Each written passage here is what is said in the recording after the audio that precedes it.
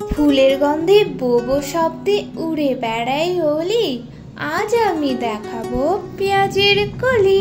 নমস্কার বন্ধুরা, টিউ লাইভ চ্যানেলের পক্ষ থেকে আপনাদেরকে জানাই স্বাগতম। আজ আমি আপনাদেরকে দেখাবো পেঁয়াজ কলি ভাজি। তো এখানে আমি পেঁয়াজ কলি ধুয়ে প্রথমে এটা কেটে নিচ্ছি। সামনের অংশটা ফেলে দিতে হবে। তারপরে আমি একটা চাকুর সাহায্যে এগুলোকে এরকম সাইজ করে 1 বা 1.5 ইঞ্চি করে কেটে নিব। একটা আলুও কুচি করে কেটে নিব। তো এবার চুলায় কড়াই বসিয়ে দিলাম আর তাতে দিয়ে দিলাম কিছুটা সয়াবিন তেল। আপনারা এটা সরিষার তেলেও করতে পারেন। তো তেলটা ভালো মতো গরম হয়ে গেলে আমি কুচিয়ে রাখা আলু আর পেঁয়াজের কলিটা দিয়ে দিব কড়াইয়ে। আর এখানে আমি 3টা কাঁচা মরিচও অ্যাড করেছি। এবার আলু আর পেঁয়াজের কলিটাকে ভালোভাবে নেড়ে তেলের সাথে মিশিয়ে দিতে হবে। আর এ পর্যায়ে আপনারা চুলার হিটটাকে রাখবেন হাই। তো আমি এখানে 1 চামচ মতো লবণ অ্যাড করে দিচ্ছি আর দিয়ে দিচ্ছি 1 চামচ মতো হলুদের গুঁড়া। আপনারা আপনাদের টেস্ট অনুযায়ী লবণটা অ্যাড করবেন। তো এবার আমি ভালোভাবে আবারও নেড়ে মিশিয়ে নিচ্ছি লবণ আর হলুদটাকে।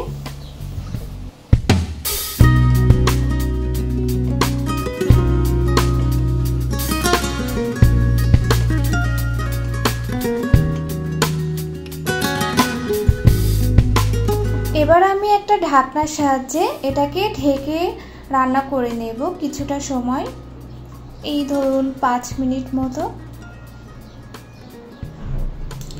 আমার তো পেঁয়াজের কলি আসলে ভীষণই প্রিয়। আপনাদেরও কাদের কাদের ভালো লাগে পেঁয়াজের কলি কমেন্টে জানাবেন। তো ফিরে এলাম 5 মিনিট পর। এবার আমি ঢাকনাটাকে খুলে নিচ্ছি।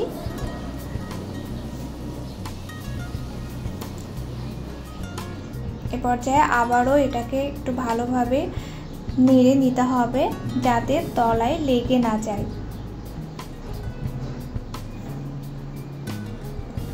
পেঁয়াজের কলিতে না পেঁয়াজ দিয়েও খাওয়া যায়, তবে আমার কাছে এটার আসলে ভীষণ সুন্দর একটা ফ্লেভার লাগে, যেটা আসলে পেঁয়াজ দিলে সেটা কেমন যেন একটা নষ্ট হয়ে যায় ফ্লেভারটা। তো পেঁয়াজের কলির ফ্লেভারটাই আসলে দারুণ। তো আমি আজকে আর পেঁয়াজ দিলাম না, আপনারা চাইলে দিতে পারেন। তো এটা বেশ শক্ত রয়েছে, এই জন্য আমি এ পর্যায়ে আবারও ঢাকনা দিয়ে দিলাম। কিছুটা সময় ঢাকনা তুলে নিলাম। এবার আমার পেঁয়াজের কলিটা প্রায় রেডি হয়ে গেছে। আমি সামান্য চিনিও অ্যাড করেছিলাম, যেটা ভিডিওতে না ক্যাপচার হয়নি। এবার আমি এটাকে নামিয়ে নেব চুলা থেকে।